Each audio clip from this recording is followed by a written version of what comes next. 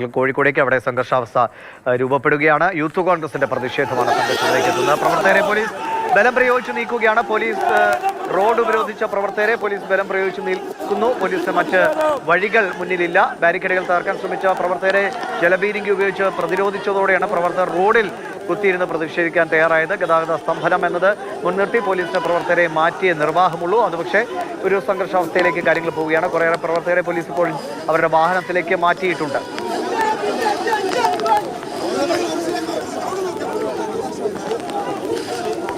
ഇംതിയാസ് കരീം ചേരുന്നുണ്ട്. Imtiaz, road ഉപരോധിച്ചാൽ police നീക്കം ചെയ്യാതെ നിർവാഹമില്ല. എന്താണ് സ്ഥിതി?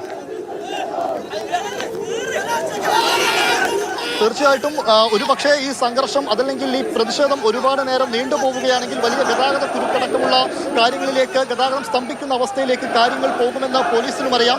എന്തായാലും പ്രവർത്തകർ ഒന്നടങ്കം ഇപ്പോൾ സിവിൽ സ്റ്റേഷന്റെ ബാരിക്കേഡ് വെച്ചിടത്തിൽ നിന്ന് മാറി റോഡിൽ പ്രതിഷേധിക്കുന്ന ഒരു സ്ഥിതിയാണ് ഇപ്പോൾ ഉള്ളത്.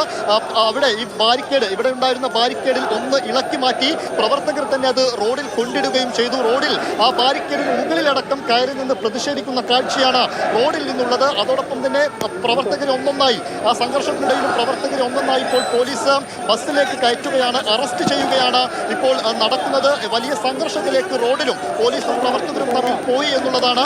ആദ്യഘട്ടത്തിൽ ബാരിക്കേഡ് കടന്ന് അകത്തേക്ക് കടക്കാൻ ചില പ്രവർത്തകരെങ്കിലും ശ്രമിച്ചെങ്കിലും കൂട്ടമായിട്ട് റോഡ് ഉപരോധിക്കുക എന്നുള്ള കാര്യത്തിലേക്ക് പ്രവർത്തകർ പോവുകയായിരുന്നു. അതുപോലെ തന്നെ പ്രതിഷേധം